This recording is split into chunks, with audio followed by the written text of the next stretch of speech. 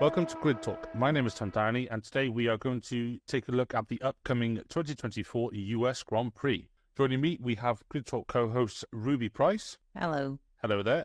And Owain Medford. Hello. Hello, sir. Just before we get into this episode, we must thank our sponsor, BetOnline. So BetOnline is the world's most trusted betting platform and your number one source for everything sports betting. Every stat, every matchup breakdown, and even live odds and spreads to bet on during games. With the largest catalogue of odds on everything from football, MLB playoffs, NHL, NBA to political props. When the game's over, head on over to our online casino and get in on a game of blackjack or poker, or unwind with one of our 150 slot games. Head to the website today and get in on the action. Bet online, the game starts here. Also be sure to follow us on social media at TalkUK.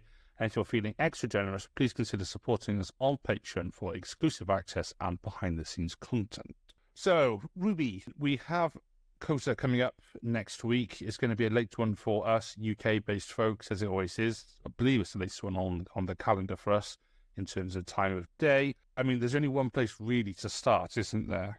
If we look at how this sort of Titanic 2024 season has gone, is Lando going to continue his title challenge this upcoming weekend? I mean, I certainly think he's got a chance of it, like based on previous experiences and previous outings. Last season at COTA, I believe he was on the podium, like have a little scrap with Max Verstappen and Lewis Hamilton, even though, Lewis then got disqualified later on in the race. But, it's a circuit that McLaren have generally done pretty well around, like historically. Obviously, some of that was to do with previous drivers. But yeah, this is Lando's chance. He's had a good second half of the season. Like, he blasted the field in Singapore last time out. So yeah, you'd be wrong to bet against him.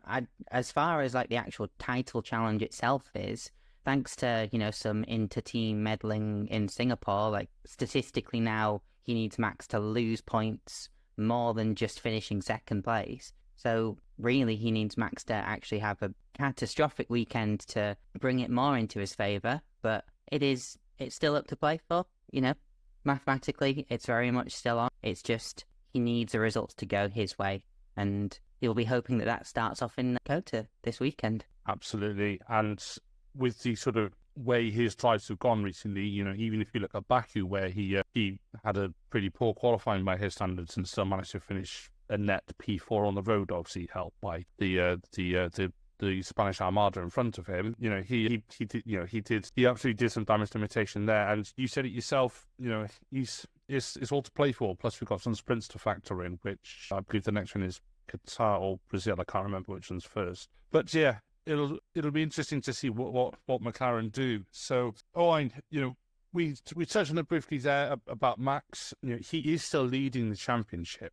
Is this a case of damage limitation for him until the rest of the season and effectively just trying to hold on in this championship battle? Because we saw it last year where I believe it was Hamilton was really chasing him down and Max ultimately held on for the win. Do you think that there's even a remote chance of him winning the race this year, or do you think that ship has sailed for Red Bull? Right, so what I'd normally do in this, because I'm going to answer your question a bit differently, what I'd normally do is look at the form book and going into these races.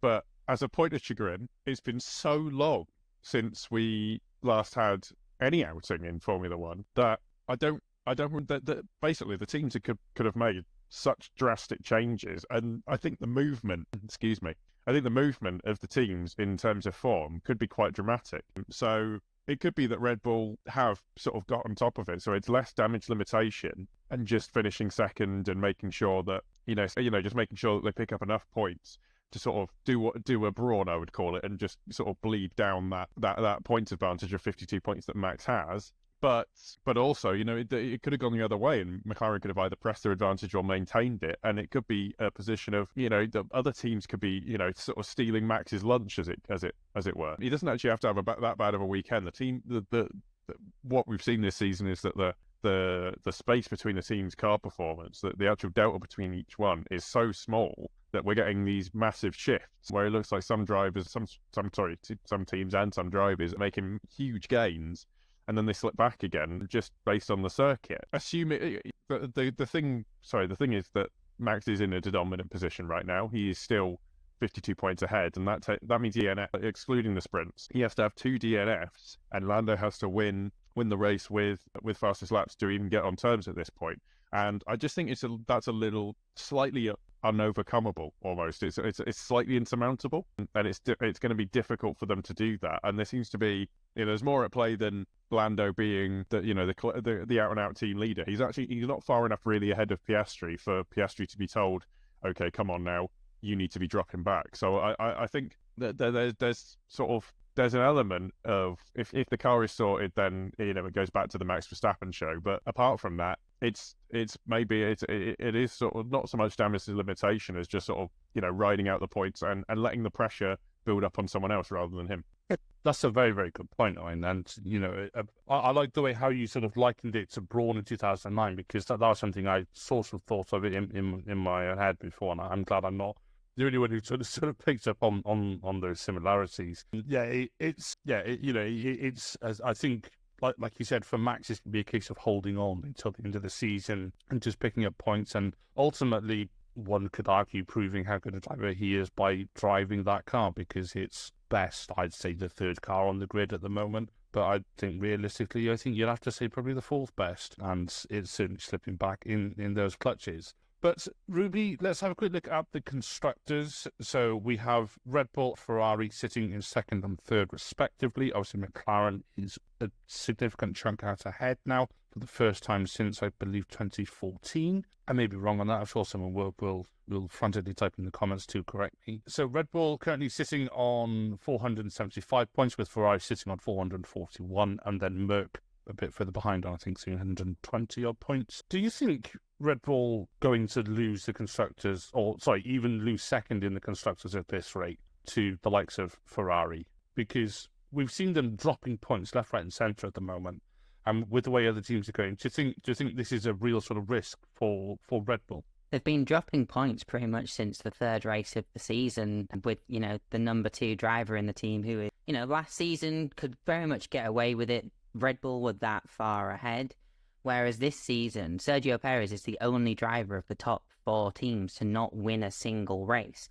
And that's why he's 8th, whilst his teammate is nearly 200 points ahead of him. Like, that's ridiculous as far as I'm concerned, particularly for a team with the pedigree of Red Bull. Granted, it's not a historic team like Ferrari, it's not a historic team like McLaren, but since, Adrian Newey came in when he did and took that team from lower midfield to, underdogs for the title to consistent winners back to back. And now, they started off 2024 thinking Red Bull have got this, rubbing hands together. Like, there was no question that this was going to be Max's and, Red Bull's season. And then since McLaren switched it on, since Ferrari switched it on, since Mercedes switched it on, Red Bull have just been dropping backwards and more into the clutches of those chasing constructors. And what we've now seen is a position where you've got a Ferrari that are good on some circuits, and more recently have been good on a consistent basis. Mercedes have been a bit inconsistent, particularly since coming back from the summer break. But, we're coming into COTA where they're bringing a significant upgrade package. They've done well historically here beforehand. Lewis Hamilton has done well historically beforehand as well. Could have even won if the things had gone his way last season before being then disqualified. But, it is a sprint weekend this weekend as well, so there's even more points to pick up. And if Ferrari continue how they've been driving lately, they could, I think, realistically leave COTA in P2 if things go their way and things don't go the way of Red Bull. Obviously, as Owain was saying, it's been a pretty sizable break between Formula One action. We don't really know how teams are going to be coming into COTA this weekend, but there's also a chance of rain, so that always is the great leveler, as we like to say in Formula One. So yeah, it's only a 34-point difference. That's easily surmountable this weekend. Exactly. One DNF or one Perez, classic P12 finish, and that's the balance swung in Ferrari's favour. I say that as a Red Bull fan who's trying not to cry inside. We obviously had some driver moves after Singapore. So Daniel Ricciardo has, for the second time, bit the dust in F1. Excuse me. He is being replaced by Liam Lawson, who we don't know if he has a contract for 2025. So, nothing has been confirmed by Red Bull, and by extension VCARB or whatever they're called this week, PayPal F1 Racing. So for Lawson, do you think this is a case of he's got 6 race weekends to really prove his worth for that seat for next year, potentially with a view to replacing Perez, who is on this 1+1 contract, or what do you sort of make of this whole VCARB second seat mess that's gone on? What do I make of it? I don't know. It's I won't lie. It seems to be a situation of Red Bull's own making. Clearly, this goes back to 2018, probably even actually, but no, much earlier than that. When they gave Max that big deal. It was one of the initial points in Drive to Survive. There was very clearly that Max was on a massive deal and Daniel Ricciardo wasn't happy with it. And that was a period when Red Bull had a relatively even driver lineup and when they weren't running into each other, a relatively competitive driver lineup that was, allowing them to fight for things. And I think maybe things would have gone differently if they'd not sort of let Daniel Ricciardo go. Since then, it's been churn, really, for me. We've seen so many drivers chewed up, spat out. Most of them ended up in the WEC or Toyota. I think there's a certain amount of Red Bull's driver academy, their driver program, seems to just have a huge attrition rate. Lawson, seems to have made it through, and unfortunately, Tsunoda doesn't seem to be particularly. Well, you know what? They would have promoted him by now, I think, if they'd wanted him. Lawson has 6 races to show what he's made of. We've seen him do it last season before, and he was quite impressive then. But I think now, even from the outside looking in, we have to assume that he's not got the seat for next year, and that he's got these 6 races to prove himself. And I think he can absolutely do it in 6 races. I think very easily. All he has to do is finish above 12th or above, and he'll be off the bottom of the field in one race. And I can see that happening, Kota, no problem at all. He's obviously going to beat his teammate, but I do see that happening. I think Lawson has proved, just in the simulator work he's done, he's proved very, very helpful for Red Bull in keeping them competitive. And I think genuinely that the second Red Bull seat that Perez is currently sitting in is Liam Lawson's to lose rather than Perez's to keep almost. That's my thoughts on it. I'm excited to see what he does, because I think Red Bull are really in this rut where they can't get themselves out of a position where they are hemorrhaging points to the other teams because their second driver is not good enough. Absolutely, and there are only so many Sergio Perez caps that he can sell before Red Bull has to take a real sort of hard look at it and go, this just isn't working. And yeah, as soon as Daniel Ricciardo was dropped, I said that Perez should be more worried now than he ever was before about that seat, because Lawson, look at what he did last year, where he was drafted into that seat after Daniel broke his hand. It's just the big question is whether he can keep the consistency. Because he's a young driver, a very sort of hot talent, and yeah, we will see. I for one am very much looking forward to it, because I'm a fan of Liam Lawson, but I also felt that Danny Rick should have gone sooner than he did. But that's just me being cynical. Ruby, we do have to talk about Alpine. They do exist for now, anyway. They are bringing the engine program to an end in F1. I believe they're keeping the historic parts of the engine program going, so they can run all their sort of old V10s and V8s and all the rest of it, the engines which were actually good. But yeah, Alpine, as we know it, it's been a bit of a dumpster fire this year anyway, so it's quite apt that they're bringing their engine department to a close. We've heard a lot of rumours that they could be going to become a Merc customer like they were when they were branded in their Lotus days for a little bit. Do you think this would be a good move for Alpine to sort of become a customer team, or do you think that what is ultimately a manufacturer, in the same vein of Mercedes and Ferrari, etc., do you think we should have expected more from Alpine? I think anyone who expects more from Alpine is either deluded or French, and French because they have that national investment in the team's success or failure, for that matter. But as you pointed out as well, this is a partnership that we've seen. The rumoured Mercedes and Renault partnership is something we've seen before in 2015 when it was Lotus F1 rather than Renault, but the Enstone team. And there were problems with that Lotus chassis. You know, they just has so much unreliability in 2014, which was the Renault engine side of things. But in 2015, you know, they had the driver pairing of Romain Grosjean and Pastor Maldonado. And similarly, as you would expect with any team involving Pastor Maldonado, there were crashes, and that caused a significant amount of, you know, damage and like probably bruised egos within that Enstone-based team. But what they did have was a podium as their best result of the season in Belgium, which is very much a, you know, circuit and chassis dependent race, but because you've got those top speeds, very much a engine type of race as well. And what we've seen from the Mercedes power units of 2014 onwards is that they are generally considered to be the strongest and most reliable ones.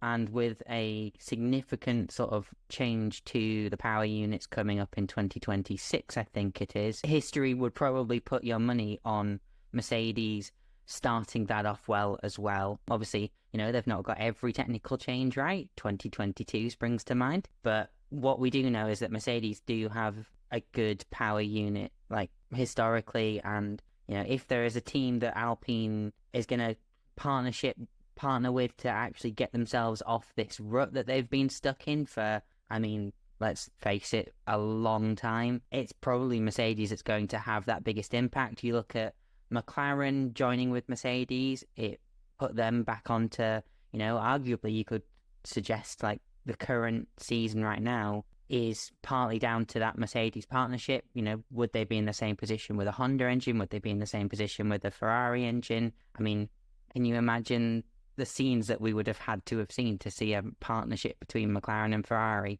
I think it's a bit far-fetched, if I'm honest. Let's leave that to the internet to think about those kind of partnerships. But really, like you say, you know, I think Alpine do need something new, something radical, and a Mercedes power unit in the back of it. Like, it might bring them up to the points at the very least. And I think that's what they need at the minute, at the very least. Well, yeah, well, Alpine are currently sitting in 9th on 13 points, just behind, I think, Williams in 8th, who are on 16 points. So, yeah, I mean, you know, I do agree with what you said about the Mercs sort of definitely being the strongest engine, obviously, come 2014, you know, despite them having to turn it down so it didn't look as dominant as it was. Yeah, I mean, you know, Alpine, let's wait and see. I mean, me personally, I think they should put Cadillac engines and then brand it Andretti, but, you know, I don't think that will ever happen because we saw what happened last time Andretti tried to enter, you know, because it seems like Haas complained that it wouldn't be a fair fight, even though Haas was that team that was allowed in 2016. So, Owain, speaking of Haas and also sort of, you know, looking at technical partnerships, you know, nice little segue there. You know, some could say that was a 5-star segue, and boom, segue. Talking of 5 stars, if you enjoyed this podcast, please leave us a 5-star rating on Spotify or a 5-star review on Apple Podcasts. And if you're one of the 70% of people who aren't subscribed, please do consider subscribing. Lovely. Definitely didn't forget to do that midway through. Haas and Toyota have announced that they will be working together in, I think, 2025 and beyond. So, I mean, me personally, I'd love to see the Haas with a 2JZ in the back of it. You know, just two stepping absolutely everywhere. But I don't think that's allowed in the regulations. It is worth noting that Haas will continue to use Ferrari power units for the time being, at least. So, what does this mean for Haas? What does this mean for Toyota?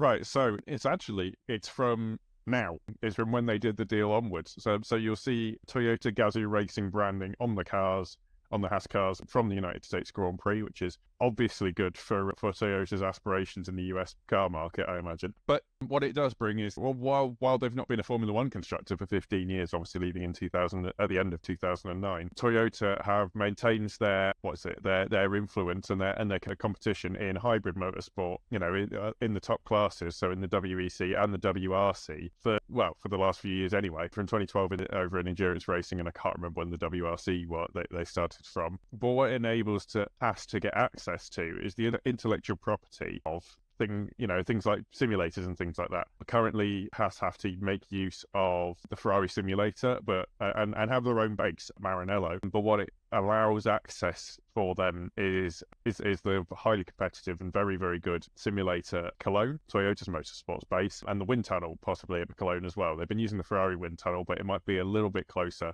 if they can use the one in Germany that Toyota maintain. That's been used by a number of teams over the years, most notably McLaren up until recently, up until they got their own up and running. So what it looks like Haas want to build is they want to build their own simulator using Toyota's expertise and their engineers in Banbury, because it makes it so much easier to embed themselves and make proper use of it rather than having to be, a couple of thousand miles away. And that just makes everything easier. I mean, they're a very small team on the grid. They are the smallest, but they are punching well above their weight. And anything that can help them is going to be useful. Ferrari are apparently well aware of this deal. They understand and are happy with the measures that Haas will take to protect the individual intellectual property of Toyota and Ferrari, who obviously are not direct competitors, but are a little bit. You don't want to lose any information to any other team on the grid or any other car manufacturer. And for me, I think that Haas can almost pick and choose the best parts of two very well-run motorsports organisations. Toyota Gazoo Racing obviously are world championship winners in everything but Formula One, usually, basically. And Ferrari obviously have a very, very good Formula One outfit where Haas has been buying parts from for many years. What Toyota get out of it is access to Formula One, which they haven't had, like I say, since 2009. But what it does allow, we've seen a Toyota development driver Ritomo Miyata, I believe, driving in F2. And this provides an option for them to put him in a Haas, should they feel the time is right. I assume there's a little bit of influence there that Toyota might want to exercise,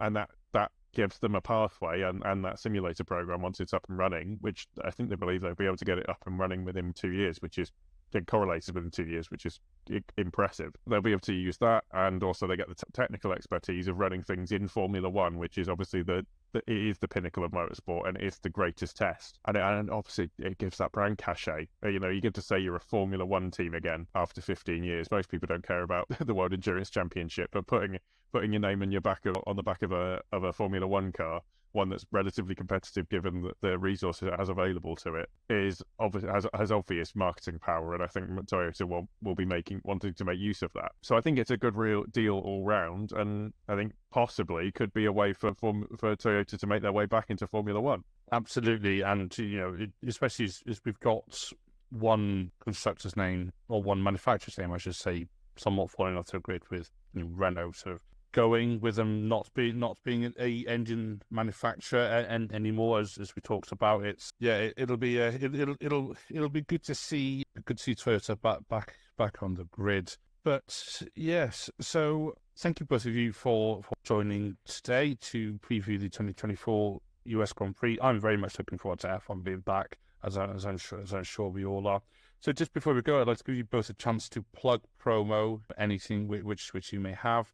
So Ruby, we'll start with you, and yes, and anything you'd like to promo. If anyone wants to follow me, I am at Ruby Rose Price on Instagram and Threads. And if you just want to hear more of what I've got to say, I had some opinions on the Haas and Toyota partnership, which you can go and read on Threads if you want to do that. Otherwise, you can find me on YouTube at Ruby Price. Lovely stuff. Thank you, mate. And Owain, anything you'd like to give a quick sort of promo, plug, shout out, listen, watch to? Just our social channels, to be honest with you. I say it every time. If you want to keep up with Grid Talk outside of when we're podcasting or broadcasting on our live streams, then make sure give it a follow to at Grid Talk UK on all of the social media platforms with the @ That's Threads, that's Instagram, that's the one we don't talk about, Facebook. Make sure you give it a follow and engage with us there. So thank you, sir. Just before we wrap up, both of you, let's do some quick predictions for the 2024 US Grand Prix. So Ruby, who's your pole position and podium?